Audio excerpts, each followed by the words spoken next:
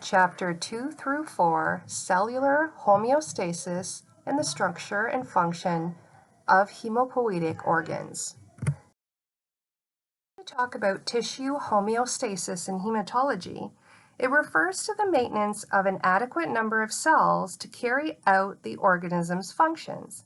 So if we're talking about a human body, or somatic cells, including the blood cells, they have to go under certain fates.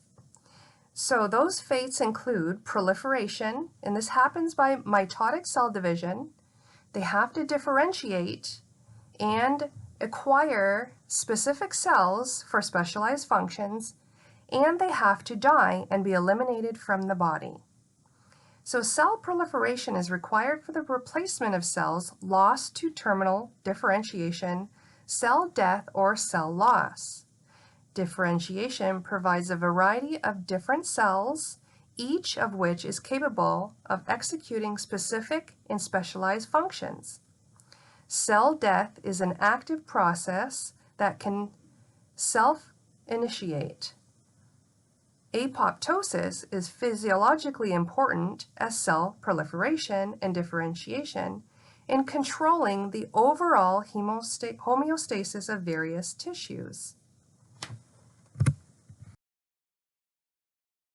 When we talk about a cell in hematology, we are going to consider it in three different parts. First, the plasma membrane, then the nucleus and the cytoplasm. So let's discuss the plasma membrane. It serves as a semi-permeable outer boundary separating the cellular components from their surrounding environment. And it serves for the following basic functions. It provides a physical and flexible barrier to contain and protect all of the cell components from the extracellular environment.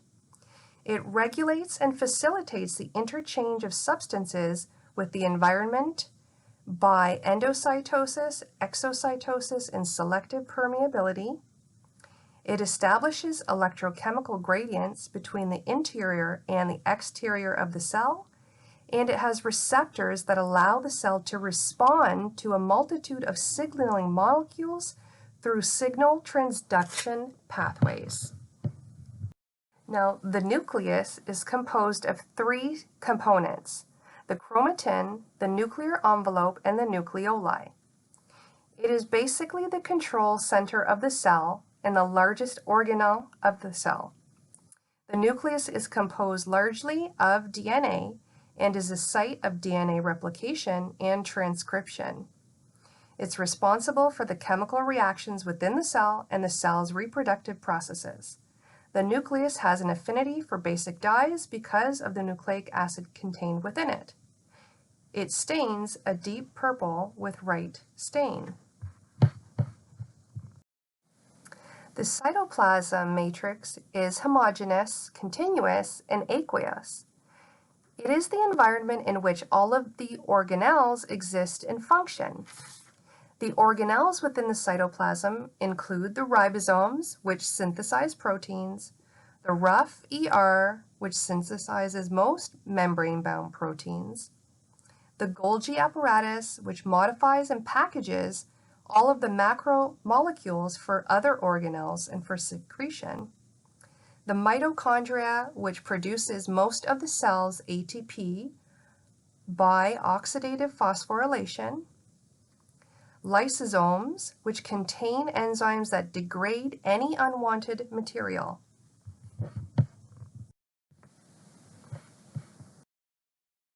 Now we'll discuss the cell cycle. The purpose of the cell cycle is to replicate DNA once and distribute identical chromosome copies equally to two daughter cells during mitosis.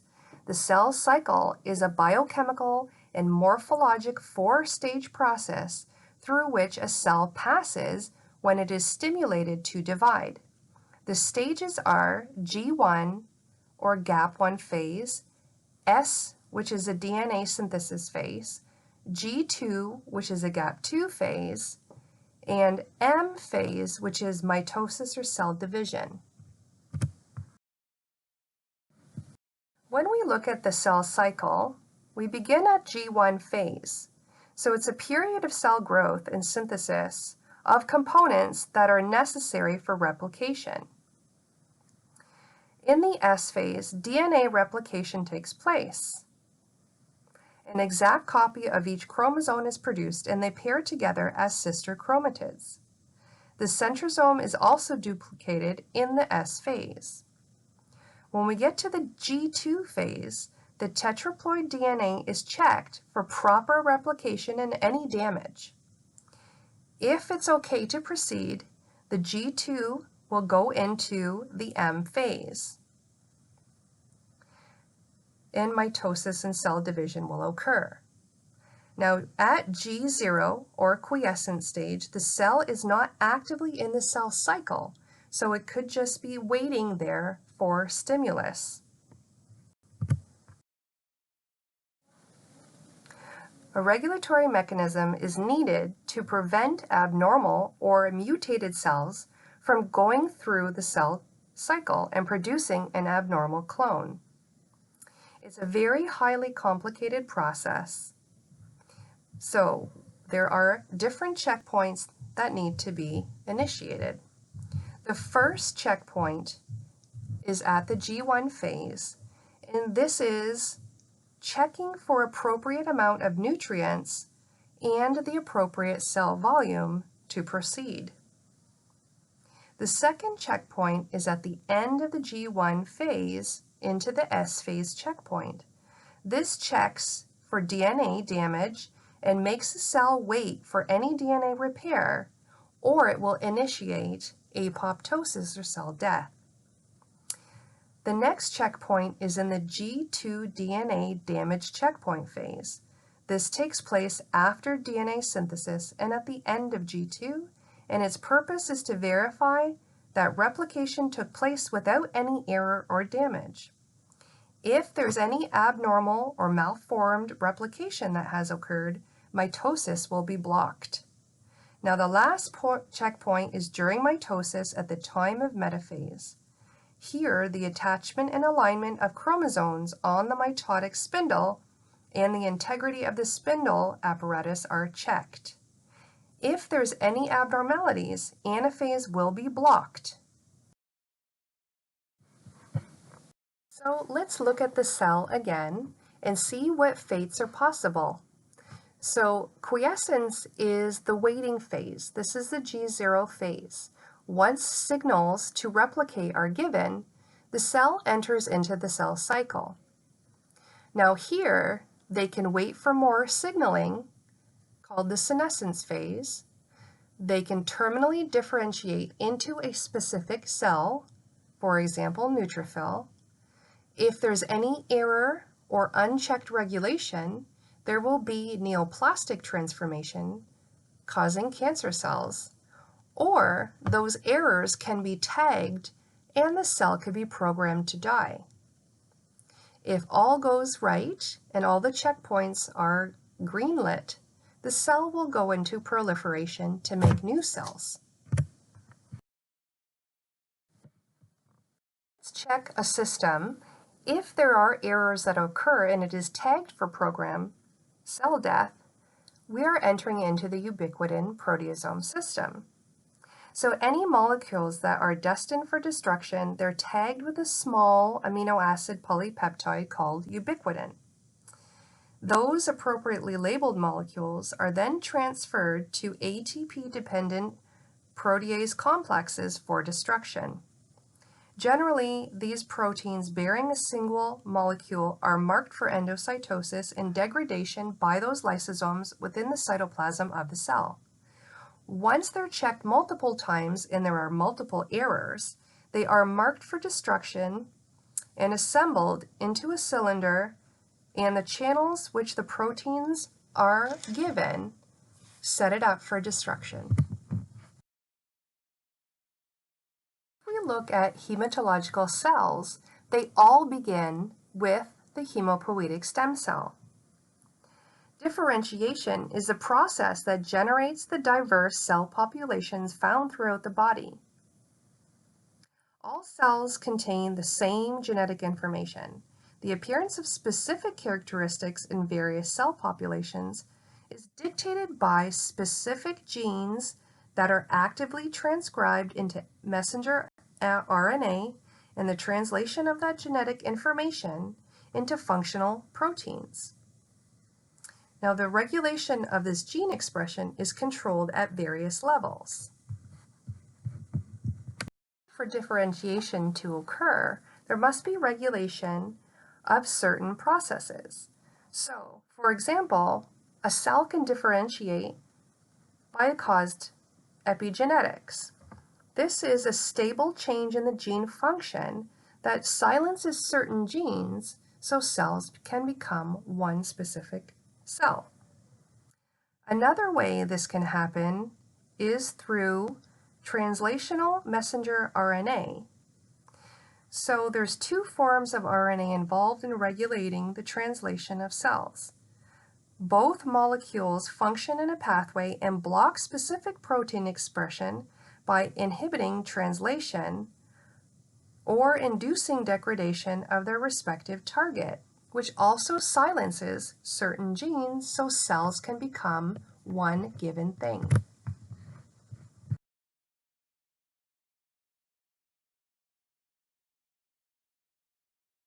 Two major mechanisms for cell death: necrosis and apoptosis. Necrosis is a pathological process caused by direct external injury to the cells. For an example, a burn, radiation, or toxins. Apoptosis is a self-inflicted cell death originating from the activation signals within the cell itself. Most apoptosis occurs as a normal process to eliminate potentially harmful cells, or cells that are no longer needed,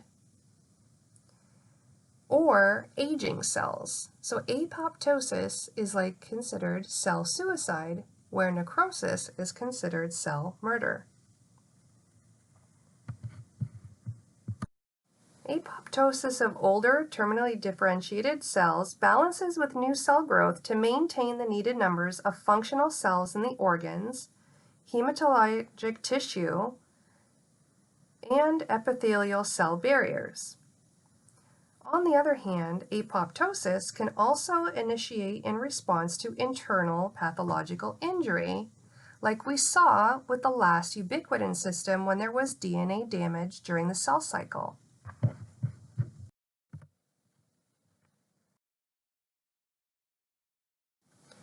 Let's look at Table 2.3, which will help you determine the differences in the way cells die. So either through necrosis or apoptosis. So usually the result for necrosis is an external stimulus, like toxins or massive insult or injury, where apoptosis is usually a physiological condition that doesn't need to occur with energy. As the cells break down, in necrosis, the cells are broken. The cell membrane is broken and the cell is lysed. In apoptosis, the cells remain intact and they are blebbed with alterations, and you start to see the loss of phospholipid asymmetry.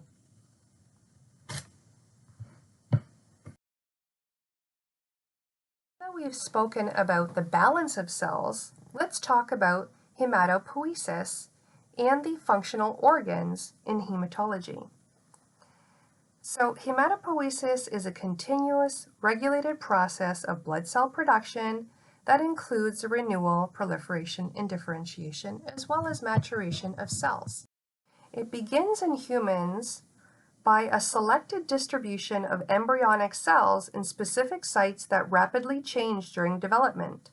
So in healthy adults, hematopoiesis is restricted primarily to the bone marrow. But during fetal development, as you can see in this chart, its restricted distribution cells initiates in the yolk sac and then progresses in the aorta, gonad, mesonephrons region, then into the fetal liver or the hepatic stage, and finally residing in the bone marrow or the medullary stage after about 6 months gestation. Now, due to the different locations of the microenvironmental conditions, Each of these locations has a distinct but related population of cells. In adults, hematopoietic tissue is located in the bone marrow, lymph nodes, spleen, liver, and thymus. The bone marrow contains developing erythroid, myeloid, megakaryocytic, and lymphoid cells. Lymphoid development occurs in primary and secondary lymphoid tissue. Primary lymphoid tissue consists of bone marrow and thymus, and that's where the T and B cell lymphocytes are derived. Secondary lymphoid tissue is where lymphoid cells respond to foreign antigens consisting of the spleen, lymphoids, lymph nodes, and other mucosal-associated lymph tissue. Bone marrow is one of the largest organs in the body, and its tissue location is within the cavities of the cortical bones. Normal bone marrow contains two major components: the red marrow, which is hematologically active marrow consisting of the developing blood cells and their progenitors, such as myeloid cells, erythroid cells, megakaryocytic cells, in very early stages of the lymphoid cells. And the yellow marrow, where there's hematopoietic inactivity because it's restly or mostly composed of fat cells. Now, the thymus, spleen, and lymph nodes are sites of later lymphoid cell development and are considered into primary and secondary lymphoid tissues. Within the bone marrow environment or microenvironment, there are specific niches or little islands where specific cells are made. They play an important role in nurturing and protecting the stem cells and regulating a balance among initiating the quiet phase, the self-renewal phase, and differential phase. In order to maintain all of these niches, the marrow has a good circulatory system. The nutrient and oxygen requirements of the marrow are supplied by the periosteal arteries, which are near the bone foramina. The nutrient artery supplies blood only to the marrow. It coils around the longitudinal vein, which passes along the bone canal. In the marrow cavity, the nutrient artery divides into ascending and descending branches that coil around the longitudinal vein. The arterioles branch and enter the inner lining of the bone, which connect the capillaries and provides a rich nutrient flow. Here you can see a cross-section of a bone where you see the yellow marrow composed of fat and the red marrow where the cellular niches will be. Then you see the expansive vasculature network within the bone marrow to supply enough oxygen and nutrients to those developing cells. Once they mature, they egress or come out of the bone marrow to go into peripheral circulation. Any cell made within the bone marrow is called medullary hematopoiesis. If there are hematological cells made outside of the bone marrow in organs such as the liver and spleen, this is called extramedullary hematopoiesis.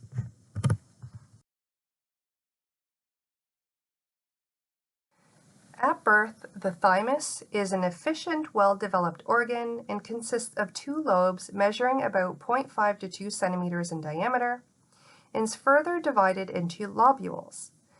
The thymus is located in the upper part of the anterior mediastinum at about the level of the great vessels of the heart. It resembles other lymphoid tissue in that the lobules are subdivided into two areas. And on the right, you see a cross-section of the thymus, where you have the cortex and the medulla, which is in the middle. The cortex is on the outside. Both areas are populated with the same cellular elements: lymphoid cells, reticular cells, epithelial cells, and macrophages. The main function of the thymus is to get signals of immature T cells and mature any T cells within thymus itself. The spleen is the largest lymphoid organ in the body. It's located directly beneath the diaphragm, behind the fundus of the stomach, in the upper left quadrant of the abdomen. It is vital but not essential to life and functions. As it does filter circulating blood, the spleen in a healthy individual contains about 350 milliliters of blood. The exterior surface of the spleen is surrounded by a layer of peritoneum covered by connective tissue capsule, and you can see that in the right side cross-section. The capsule projects inward, forming tuberculae that divide the spleen into discrete regions. Located within the regions are three types of splenic tissue: white pulp, red pulp, and a marginal zone. The white pulp consists of follicles and germinal centers containing lymphocytes, and macrophages. Aggregates of T lymphocytes surround the arteries that pass through these germinal centers, forming a region called the periarterial lymphatic sheath. And here there is mainly B cells. It has a very special role. It has two pathways: a quick transit pathway that filters blood throughout the body and provides oxygen to the tissue, but it also has a slow transit pathway that plays a very important role in red cell sinistering. So first, it goes slowly through its vasculature, and it pulls the red cells in to filter it and check for any defects so they can destroy it. If there are any defects or inclusions, it will pit out or pluck out any particles from the red blood cells. It also provides immune defense in rich phagocytic cells and lymphocytes. And in addition, it stores a lot of platelets.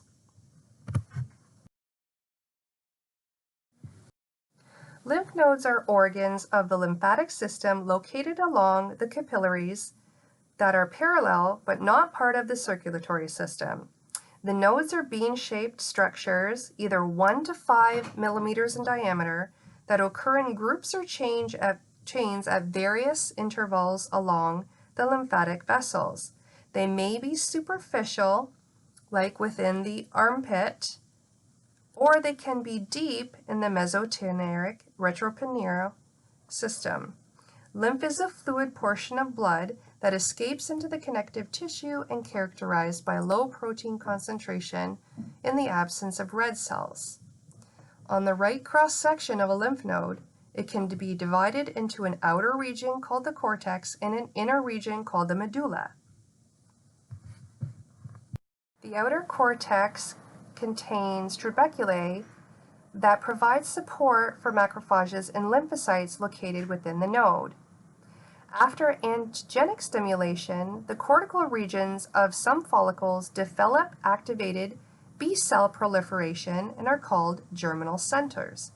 Follicles with germinal centers are called secondary follicles, while those without are called primary. Mucosa-associated lymphoid tissue are collections of loosely organized aggregates of lymphocytes found throughout the body in association with mucosal surfaces. Its basic organization is similar to a lymph node in that T and B cell rich areas can be identified but not clearly demarcated as in the lymph nodes. The medulla is not present as a separate structure, and no capsule can be identified. In the intestine, some of these aggregates are known as Peyer's patches. Tonsils and the appendix are also part of the MALT.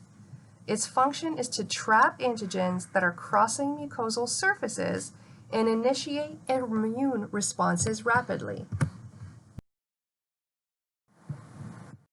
Now we're going to talk about the concepts of cellular commitment and differentiation in the hematopoietic system. It discusses the characteristics that define the precursor cells and the cytokines that regulate the development of these cells. The structure and function of the receptors are presented with their signaling pathways And microenvironments also need to be described so we can understand fully how cells are made in hematology. Differentiation is responsible for generating the diverse populations that provide the specialized functions needed by the human. Differentiation is defined as the appearance of different properties in cells that were initially equivalent.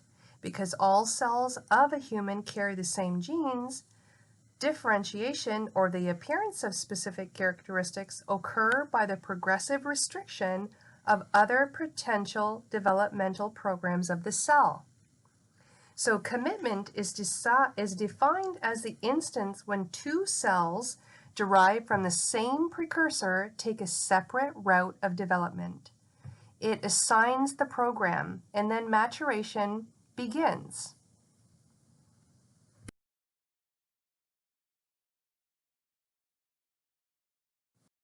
The bone marrow is estimated to be capable of producing approximately 2.5 billion red cells, 2.5 billion platelets, and 1 billion white cells per kilogram of body weight daily. Now, hematopoietic precursor cells can be divided into 3 cellular compartments defined by their relative maturity.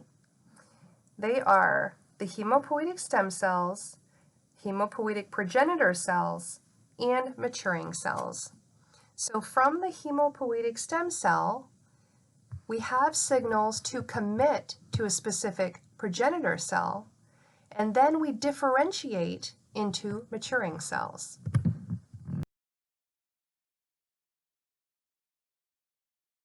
Hematopoiesis is derived from a pool of undifferentiated cells called hematopoietic stem cells. They give rise to all bone marrow cells by the process of proliferation and differentiation. Now, the compartment within the bone marrow microenvironment is the smallest. They only constitute about 0.5% of the total marrow nucleated cells. These are very special cells. They're rare, but they are capable of regenerating the entire hematopoietic system. They're defined as multi-potential precursors because they can maintain the capacity to give rise to all lineages of cells. The other defining characteristics is their high self-renewal capacity.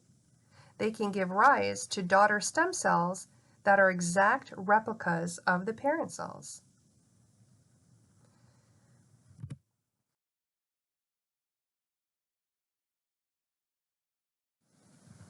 Stem cells have 4 possible fates.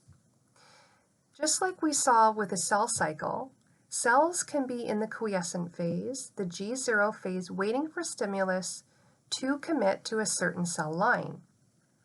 One thing that a stem cell can do that no other cell can do is they can self-renew. They can also commit or differentiate to a maturing cell, or they can be programmed for cell death if any errors are detected. To meet all the demands imposed on the hematopoietic system, some of the stem cells from the stem cell compartment initiate differentiation.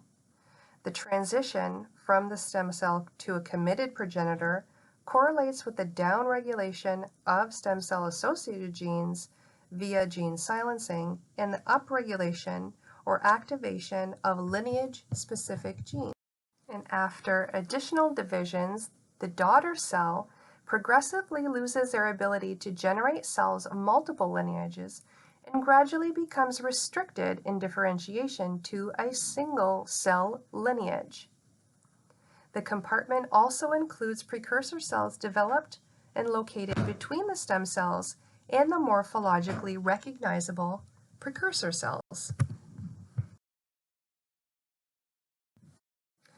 After a series of amplifying cell divisions, the committed precursor undergoes a further change when the cell takes on the morphological characteristics of one cell lineage. Maturing cells constitute the majority of the precursor cells. proliferation, and amplification boost the cells to 95% of the total precursor cell pool. The capacity to proliferate is lost before full maturation of these cells are complete. They exhibit the recognizable nuclear and cytoplasmic morphological characteristics that can be used to classify their lineage and stage development, as you saw with the maturing cells of a neutrophil, red cell, platelet, and the other white cells. Now here you can see in figure 4.4, we have a representation of where the hematopoietic stem cell begins. With many transcription and positive cytokine factors, they get signals to stimulate to commit to a precursor and then differentiate into one of the maturing cells that we have discussed before. The regulation of the stem cell and progenitor differentiation and expansion is critical because it's determined the concentration of different cell lineages in the bone marrow and eventually into the peripheral blood. Now, specific glycoproteins called growth factors or cytokines govern the precursor cell survival, self-renewal, proliferation, and differentiation. Growth factor control of hematopoiesis is highly efficient, and there's a communication system that allows the coordinated increases in the production and functional activity of the appropriate cell type without the expansion of irrelevant ones. The first identified growth factors were described as colony-stimulating factors because they supported the growth of these colonies in vitro cultures. Now, the mechanism of cytokine regulation is often referred to a communication network where it exhibits signals in amplification circuits, including autocrine, paracrine, and juxtacrine, different mechanisms for stimulation and amplification. Autocrine signals are produced by and act on the same cells. Paracrine signals are produced by one cell and act on the adjacent cell, typically over short distances, and juxtacrine signals represent a specialized type of paracrine signaling in which a cytokine is not secreted by the cell, but produced it because it remains membrane bound, necessitating direct producer cell target cell contact to achieve the desired effect. In addition to getting the positive cytokine signal, a cell's phenotype and function are determined by the genes expressed by that cell. So differentiation is regulated by different gene expression patterns. The growth factor maintains hematopoiesis are not thought to be instructive for the pathway of differentiation, but permissive for the cell to be viable and proliferate. The components that actually establish the pattern of gene expression are considered transcription factors. These decisions are controlled by the integrated effects of signaling pathways initiated by external cytokines and internal transcription factors. Now, transcription factors are DNA-binding proteins that interact with the regulatory promoter regions of the target genes.